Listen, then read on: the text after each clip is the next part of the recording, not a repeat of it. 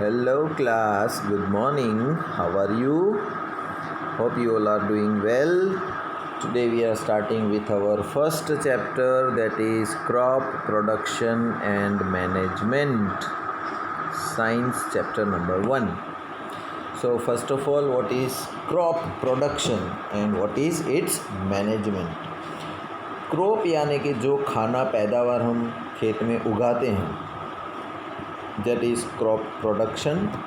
और फिर उसका मैनेज भी करना पड़ेगा हमको, तो उसको कैसे मैनेज करेंगे, राइट। तो ये सारे चैप्टर में हमको ये सीखने को मिलेगा। Paheli and Bujo went to their uncle's house during the summer vacation, and their uncle is a farmer. One day they saw some tools like a khurpi, sickle, shovel, plough, etc. in the field. And I want to know where and how we use these tools. So you have learned that all living organisms require food. Plants can make their food themselves. Now can you recall how green plants synthesize their own food? Animals including human cannot make their own food. So where do animals get their food from? But first of all, why do we have to eat food?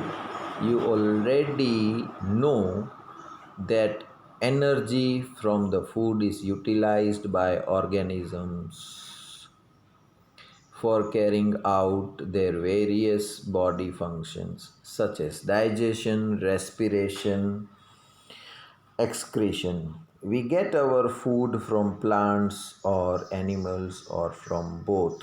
Since we all need food, how can we provide food to large number of people in our country? अभी सबसे basic ज़रूरत जो है सबकी वो होता है खाना, राइट। फिर वो चाहे जानवर भी हो या इंसान हो या प्लांट्स हो, तो प्लांट्स तो अपना खाना खुद बना लेते हैं, that is why they are known as autotrophs. बाकी सब जो प्लांट्स के ऊपर हम डिपेंड रहते हैं, तो हम लोग जो है वो आते हैं हेट्रोट्रॉप्स की कैटेगरी में, ठीक है। अब खाना फील्ड में जो बनेगा है ना, वो किसान जो मेहनत करेगा ये सारे टूल्स यूज़ करके, खुरपी, शॉवेल, प्लाउ एट्सेट्रा, है ना, तो उसकी एक प्रोसीजर है खाना उगाने के लिए। शुरुआत पड़ेगी ज़मीन की, फिर ज़मीन को साफ़ करना पड़ेगा, लेवल करना पड़ेगा, सॉफ्ट करना पड़ेगा, राइट। फिर बीज अंदर डालने पड़ेंगे, फिर पानी देना पड़ेगा, फिर दूसरे इंसेक्ट्स या बर्ड्स उसको निकाल न ले, उसका ध्यान रखने का, रेगुलरली पानी देने का, फिर धीरे धीरे बड़े होंगे। तो ये सारा मेहनत का काम जो है वो किसान करता है, राइट। सो सारे सबके घर में जो खाना बनता है वो थैंक्स टू द फार्मर, किसान को। In order to provide the food for a large population, regular production, proper management and distribution is necessary. अभी हमारे इंडिया में टोटल पॉपुलेशन जो है वो 130 करोड़ लोग हैं। सोचो, अब दिन में सिर्फ आप सोचो, सुबह एक रोटी, दोपहर को एक रोटी और रात को एक रोटी, सिर्फ एक रोटी, तो एक आदमी को चाहिए 3 रोटी।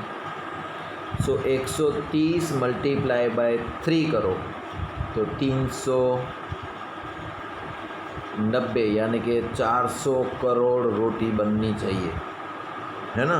और 400 करोड़ रोटी बनाने के लिए गेहूँ कितना चाहिए? और सारे लोग तो किसान नहीं हैं, गिने चुने लोग ही किसानी या फार्मिंग करते हैं। तो सोचो, ये मुट्ठी भर लोग जो हैं वो पूरे देश का पेट भरने का काम करते हैं। इसीलिए तो हमारे नेताजी ने हमको स्लोगन दिया था, क्या? जय जवान जय किसान। अगर जवान बॉर्डर के ऊपर रह के हमारी रक्षा करता है, तो किसान खेत में जाकर हमारा पेट भरने के लिए मेहनत करता है। तो ये दो तो हमारे लिए बहुत इम्पोर्टेंट है, ठीक है ना। अब एग्रीकल्चरल प्रैक्टिस की बात करें तो till 10,000 BCE people were nomadic. ये साल 10,000 साल पहले लोग नोमैडिक थे, मतलब they were wandering in groups from place to place in search of food and shelter.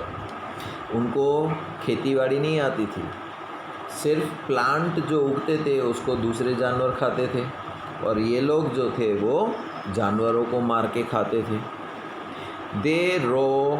They ate raw fruits and vegetables and started hunting animals for food. Later, they could cultivate the land and produce the rice, wheat and other food crops. Thus was born the agriculture. तो उन्हें पहले पता ही नहीं था कि अनाज के दाने जो उगे हैं उसको आप ज़मीन में डालोगे तो वो और ज़्यादा नंबर में उग के बाहर आएंगे।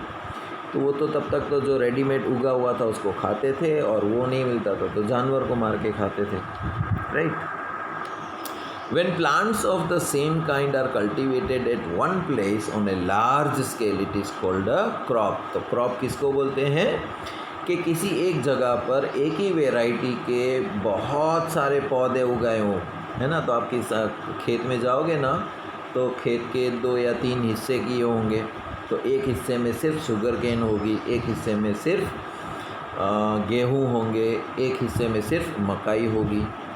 तो क्रॉप का मतलब ये है कि same kind of cultivated on large scale, बड़ी मात्रा में एक ही पौधा बहुत सी ज़मीन पे उगाया जाए तो उसको बोलते हैं crop. You already know that crops are of different types like cereals, vegetables and fruits. This can be classified on the basis of the seasons in which they grow. India is a vast country and the climate conditions like temperature, humidity and rainfall vary from one region to another. Accordingly, there is a rich variety of crops grown in different parts of the country.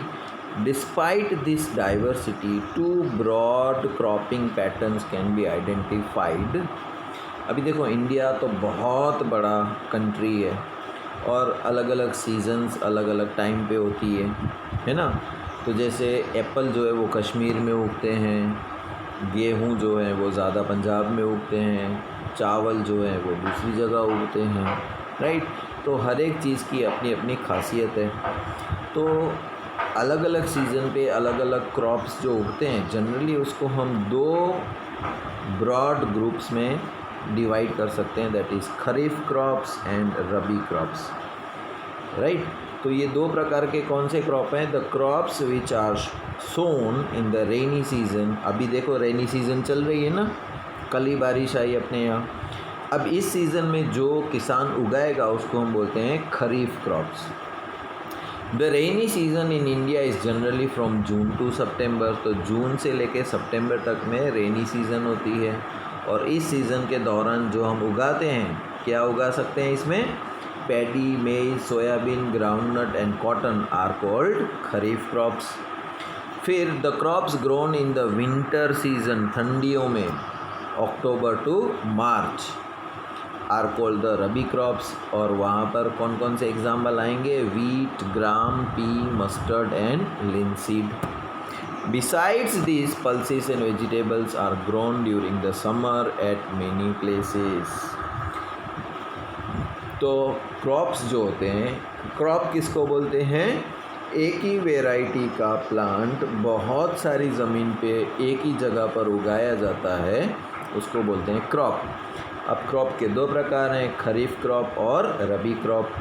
Kharif crop जो है वो rainy season में होते हैं, जून to सितंबर, और रबी crop है वो है अक्टूबर टू मार्च, यानी कि सर्दियों में। Basic practices of crop production, basic है ना। क्या है, जैसे आप स्कूल में आते हो तो आपको क्या 1 2 3 4 सिखाया जाता है, फिर धीरे धीरे आप एडिशन सब्ट्रैक्शन सीखते हैं, फिर मल्टीप्लिकेशन डिवीज़न सीखते हैं। उसी तरह खेती बाड़ी की बेसिक प्रैक्टिस क्या क्या है। Why paddy cannot be grown in the winter season? Paddy requires a lot of water, therefore it is grown only in the rainy season. आप ये नहीं बोल सकते कि मैं ये भले ना मेरे बाजू वाला जो इसने अभी उगाया है ना, मैं अक्टूबर में उगाऊंगा, तो नहीं उगेगा। क्यों? क्योंकि उसको ज़्यादा पानी चाहिए, और ज़्यादा पानी हमारे पास तो रेनी सीज़न में ही होता है। अंडरस्टूड? तो किसी प्लांट्स को कम पानी चाहिए, किसी प्लांट्स को ज़्यादा पानी चाहिए, तो उसके हिसाब से 2 अलग अलग ग्रुप्स बनते हैं, ठीक है। So cultivation of crop involves several activities undertaken by farmers over a period of time. You may find that these activities are similar to those carried out by a gardener or even by you when you grow the ornamental plants in your house. Ornamental यानी कि उसमें कुछ उगेगा नहीं, लेकिन decoration के लिए तुम्हारे घर में अच्छे लगेंगे, है ना. These activities or tasks are referred as agricultural practices which are listed below.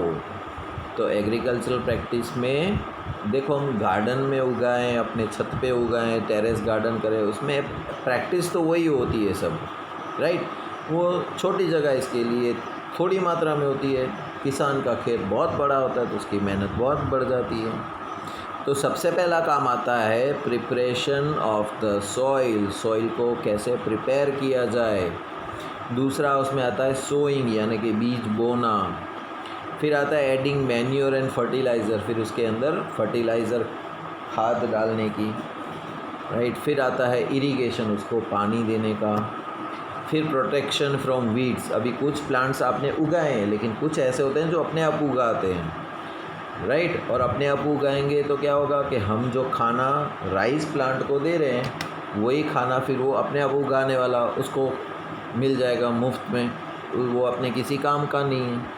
तो हमारे काम का तो राइस है, तो राइस भी भूखा पेट रह जाएगा, है ना, अच्छे से नहीं उगेगा. तो जो अनवांटेड प्लांट्स होते हैं उसको हम बोलते हैं वीड्स. उसको रोज़ काटना पड़ेगा, साफ़ करना पड़ेगा. फिर एक बार जो गेहूँ पक के तैयार हो गया उसको फिर काटना तो पड़ेगा, नहीं तो पड़ा पड़ा सड़ जाएगा, ख़राब हो जाएगा या पक्षी खा जाएंगे. तो हार्वेस्ट करना पड़ेगा और दाने निकाल लेने के बाद किसी एक सेफ़ जगह पर स्टोर करना पड़ेगा, नहीं तो फिर उसमें कीटाणु पड़ जाएंगे. तो एक किसान की कितनी मेहनत पड़ जाती है ना. तो ये स्टेप्स हैं प्रैक्टिस के. Preparation of the soil, sowing, adding manure and fertilizer, irrigation, protection from weeds, harvesting and storage. अब preparation of the soil first one देखते हैं, उसमें क्या करना पड़ेगा हमें. The preparation of soil is the first step before growing a crop. One of the most important tasks in agriculture is to turn the soil and lose it. तो preparation of the soil का मतलब है कि सारी की सारी मिट्टी को पहले थोड़ा थोड़ा खोदना पड़ेगा और मिट्टी के पूरी टर्न करनी पड़ेगी. मतलब जैसे हम खोदते जाएंगे तो नीचे की मिट्टी ऊपर आ जाएगी, ऊपर के नीचे, और सॉइल जो है वो लूज़ हो जाएगा थोड़ा. This allows the roots to penetrate deep into the soil. फिर जब उस पोची ज़मीन में हम कुछ डालेंगे सीड्स तो उसके रूट्स नीचे तक जा सकते हैं, वरना अगर ज़मीन सख्त होगी तो रूट्स अंदर नहीं जा पाएंगे. The loose soil allows the roots to breathe easily when they go deep into the soil. अभी जैसे हम सांस लेते हैं उसी तरह प्लांट्स के रूट भी सांस लेते हैं. तो ज़मीन अगर सख्त और गिच होगी तो अंदर हवा नहीं जा पाएगी, तो ठीक से प्लांट नहीं उगेगा. Why does the loosening of the soil allows the roots to breathe easily. The loosen soil helps the growth of earthworm and microbes present in the soil. तो ज़मीन जितनी सॉफ्ट होगी उसमें अर्थवॉर्म और माइक्रोब्स उतने ही बढ़ेंगे. These organisms are friends of the farmer since they further turn the loose soil and add humus to it. But why do soil needs to be turned and loosened? अभी देखो, जब soft ज़मीन होगी उसके अंदर earthworms जो होंगे और माइक्रोब्स जो होंगे वो अंदर चलेंगे फिरेंगे खाने खुराक की ढूंढने में, तो ज़मीन और भी सॉफ्ट हो जाएगी. साथ साथ ये लोग म्यूकस छोड़ेंगे, ह्यूमस, है ना, तो प्लांट को और भी खाद मिल जाएगी. You have learnt in the previous classes that soil contains minerals, water, air and some living organisms. In addition, dead plants and animals get decomposed by the soil organisms. अभी कोई डेड ऑर्गेनिज्म है, कुछ भी मरे कीटाणु हैं या पत्ते हैं पेड़ के, है ना, वो भी सॉइल में कन्वर्ट हो जाएंगे. किसकी मदद से? जो ज़मीन में रहने वाले छोटे छोटे कीटाणु होते हैं ना, वो उसको कन्वर्ट कर देते हैं, राइट. अगेन एब्जॉर्ब, और यही जो है वो न्यूट्रिएंट्स रिलीज़ करेंगे तो प्लांट वो उसको भी एब्जॉर्ब कर लेगा. Since only a few centimeters of the top layer of the soil supports plant growth, turning and loosening of the soil brings the nutrient-rich soil to the top so that the plants can use these nutrients, and thus turning and loosening of the soil is very important for cultivation. इसीलिए soil को loose करना बहुत ज़रूरी है, क्योंकि कुछ ही centimetre की ज़मीन जो है वो यूज़ होती है प्लांट को ग्रो होने के लिए। अब जब ज़मीन हम टर्न करेंगे अपसाइड डाउन, बार बार चेंज होती जाएगी हर बार कल्टीवेशन के बाद, तो नीचे के जो खुराक वाली मिट्टी है वो ऊपर आ जाएगी, ऊपर की खाली मिट्टी नीचे चली जाएगी, राइट। तो इसके लिए हम प्लांट्स को उगाने के लिए लूज़ करते हैं सॉइल को। The process of loosening and turning of the soil is called tilling और प्लाइंग। इस प्रोसेस का नाम है टिलिंग या ploughing, and this is done by the using A plough. जो हल होता है ना किसान के पास, जैसे कैसे जवान के पास गन होती है, बंदूक होती है, उसी तरह किसान के पास हल होता है, उसको बोलते हैं टिलिंग और ploughing. Ploughs are made up of wood और आयरन, या तो लकड़े का होगा या लोहे या लकड़े दोनों का कंबाइंड बनाया जाएगा। If the soil is very dry it may need water before ploughing. अगर ज़मीन बहुत सूखी है तो पहले पानी डाल देने का, पानी थोड़ी सी ज़मीन को सॉफ्ट करेगा, फिर उसके ऊपर हल चलाएंगे तो ज़मीन और भी सॉफ्ट हो जाएगी। द प्लव फील्ड में have big clumps of soil called the crumbs. तो जब ज़मीन जोती जाएगी तो बड़े बड़े गट्ठे मिलेंगे मिट्टी के, उसको हम बोलते हैं crumbs. It is necessary to break this crumbs. Levelling the field is beneficial for sowing as well as for irrigation. तो जब हम ज़मीन को एक सतह लेवल बना देंगे तो वो हमें क्या होगा, ज़मीन अच्छी पैदावार देगी, नए प्लांट्स अच्छे से उग सकेंगे उसमें से, और पानी पिलाना है प्लांट्स को उसमें भी आसानी हो जाएगी। So levelling of the soil is done with the help of a leveller. तो जो लेवल करता है उसको हम बोलते हैं लेवलर। तो टिलिंग होती है प्लव से और लेवलिंग होती है लेवलर से। Sometimes manure is added to the soil before tilling and this helps in proper mixing of manure with the soil and the soil is moistened before sowing। तो कभी कभी क्या करते हैं हम, मैन्योर खाद भी डाल देते हैं, राइट, फिर ज़मीन को जोतते हैं तो खाद जो है वो पूरी मिट्टी में अच्छे से मिल जाता है। उसके आगे का प्रोसेस हम कल पढ़ेंगे, तब तक के लिए goodbye and take care.